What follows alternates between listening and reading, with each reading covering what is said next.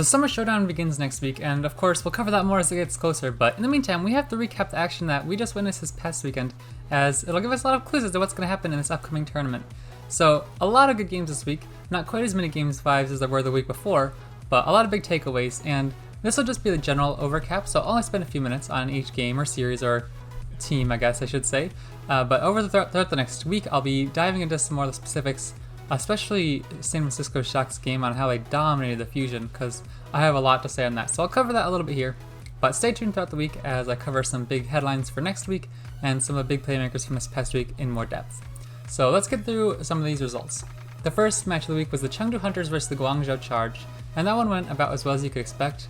I think the Chengdu Hunters getting away with the map is pretty predictable. The Charge looked really good this past week, obviously not only taking down the Hunters 3-1, but taking down the NYXL in Game 5.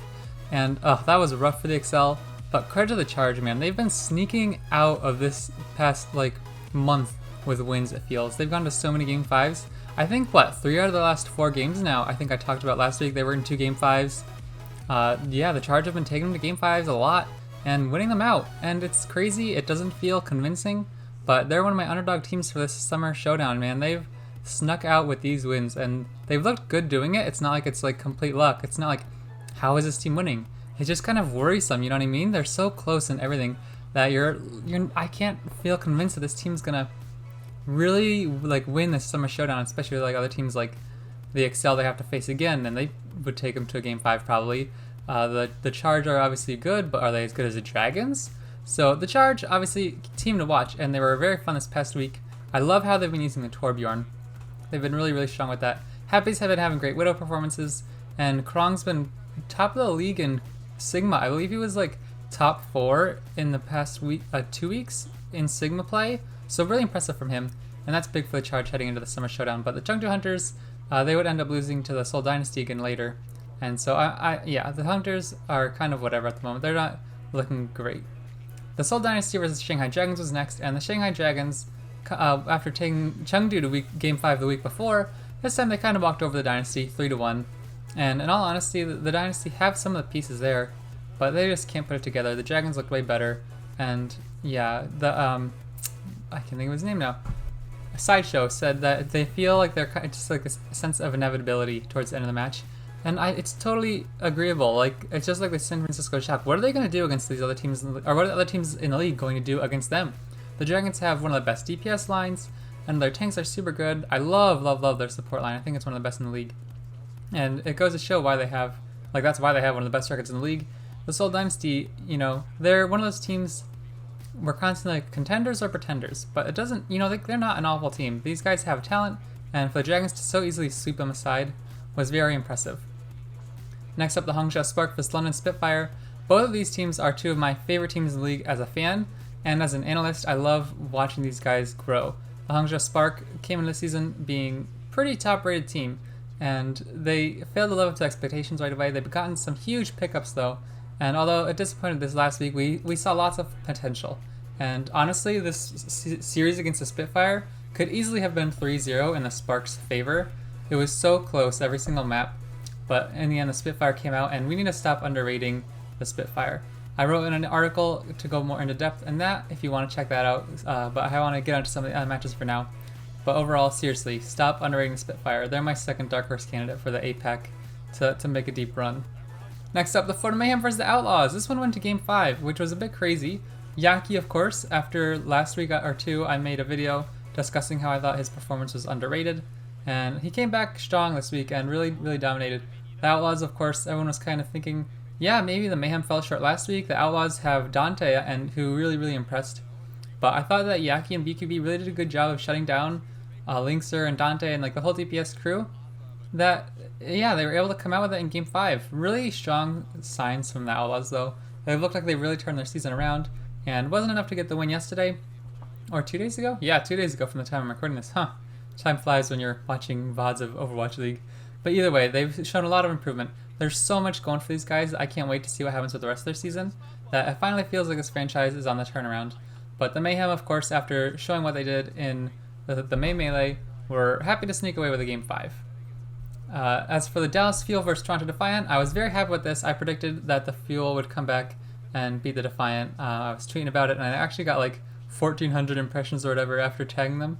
But yeah, with all the drama with the K and everything, I really didn't think the loss to the Vancouver Titans was that much to make me think the Fuel are going to lose to the Defiant. I really do think the Defiant are a pretty bad team.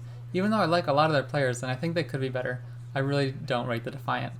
Dallas Fuel, I was glad to see them getting back on track, and it was really nice that it was a sweep too. Show that they don't need Decay to win games. As for the Vancouver Titans, they got away with another win here against the Boston Uprising. Uprising not quite as much to look forward to as the Fuel, but the Titans were able to get 2 wins now after beating the Fuel last week and the Uprising here. Huge plays for these young guys coming in. They're showing what they can do.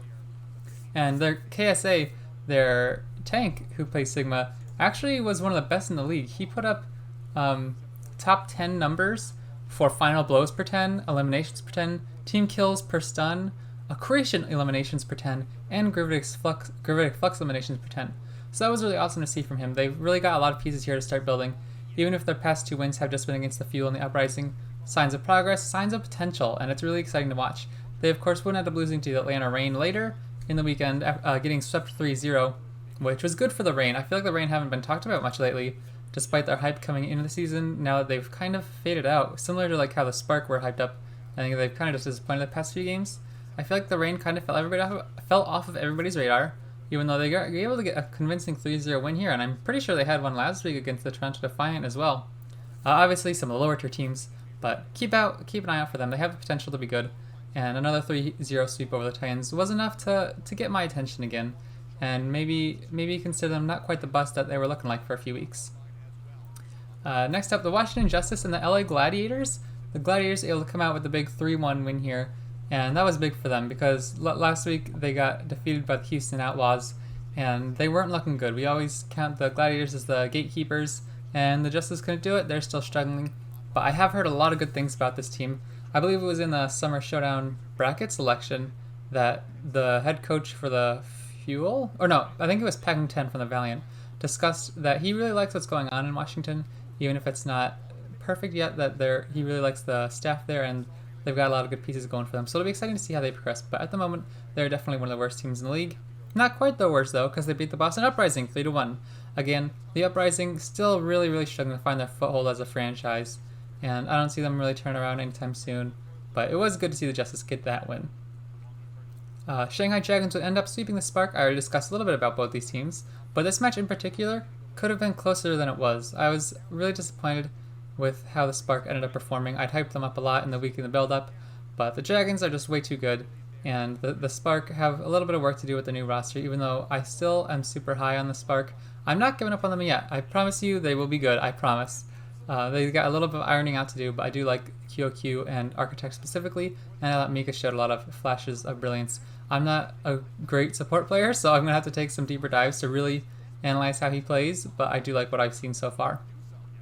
The Seoul Dynasty did end up sweeping the Chengdu Hunters, and this I was so glad to see for the Dynasty. They really needed this. Obviously, it was a pretty poor Summer Showdown split from them, but it was good to see them finish on the win here against the Chengdu Hunters, and they have a few signs to move forward on. I was really glad to see Michelle back in the lineup. I thought he was a huge piece for them, and that he's going to make a difference for this team moving forward. I think that the tank position right now, especially if you can get a good Sigma in your lineup, it's going to make a big difference. And now that they have Michelle in there, I think that really completes their tank line, and they have 2 solid tanks at that position. They have the pieces. It's just one of those other teams that can't put it together, and it's kind of like who was I thinking about earlier? Sorry, I'm doing this like live. How embarrassing! The Outlaws, like they have the pieces there, but are they really good enough yet to take it to the next level? I don't know. The Dynasty, they've been retooling. It feels like for so long now. It's not been quite enough. So hopefully next, after this Summer Showdown, they'll be able to come back stronger. Because I don't know how great they're going to be at this current time. Maybe if the meta shifts, they'll be better. But if they keep Michelle in, I think that'll be a big progress. Los Angeles Valiant vs. Paris Eternal. This is another one I was super excited about. I love the Paris Eternal, and I really think they've got a good thing going here. They were able to shut down the Valiant after Shax's crazy performance last week, and KSP wasn't bad either, but the Paris Eternal really came out, and I tweeted before the match, I can't wait to see Soon and Shax go at it on the Tracer. and soon actually ended up losing that one-on-one matchup later on Junkertown, I believe it was. But for the first 2 maps, they really shut down the Valiant, and we saw a lot of combinations of, I think it was like Soon Sparkle, Exozian Sparkle, and Exozian Soon. I think we saw that at some point, the last one. But either way, they're really good at mixing it up to be able to counter what the Valiant wanted to do, and I'm honestly really impressed with all 3 of those players for the Paris Eternal. Soon, I think, is still a great player, and he's not given enough credit for what he can do. But overall, it was a really great performance from the Paris Eternal to get them that win.